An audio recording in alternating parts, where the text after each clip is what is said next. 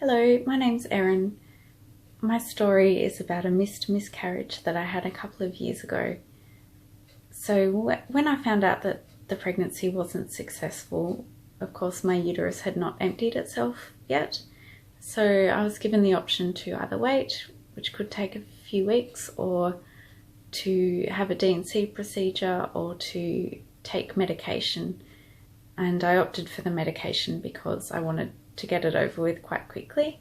And at the time I was told I could experience period-like cramping, or it could be more painful than that. So going into it, I was prepared for some pain, but not a huge amount. And what I did experience was extremely painful, and it was really the most excruciating thing I'd ever experienced. And because I wasn't expecting that, I became very scared, and I was assuming that I'd have to go into hospital, but I was unable to move at all, so I was really struggling with what I was going to do, and whether I'd have to call an ambulance or get my husband to drive me in. Anyway, my husband made a phone call for me and was told that what I was experiencing was fine and normal. So of course that was a good thing in a way, because I was able to deal with it from then and just ride it out. And of course it did end eventually. And but then when I went in for my follow-up appointment, I mentioned that I had had trouble with it, and the doctor kind of chuckled and brushed it off and said, "Oh yes, I heard that you rang in."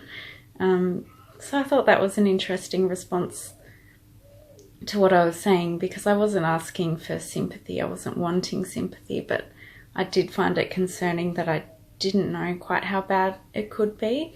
I know that what women experience with that medication can vary hugely, but if I had known that it could be that painful, I wouldn't have been so scared during that process, and I might have opted for something else in the first place. And I just think that's a good example, one of many examples of how women's health issues can be dismissed. And, you know, just because it may be inevitable that women go through a lot of these painful and uncomfortable experiences, it shouldn't have to mean that they get dismissed or that they can't talk about it after the fact. And I think that that can mean that women fail to seek help for themselves when they do struggle after these experiences, because they fear that they may be dismissed or laughed off. I was treated quite sensitively and well by most of the healthcare professionals, and I don't have a lot to complain about, but that is something that I think is worthy of discussion.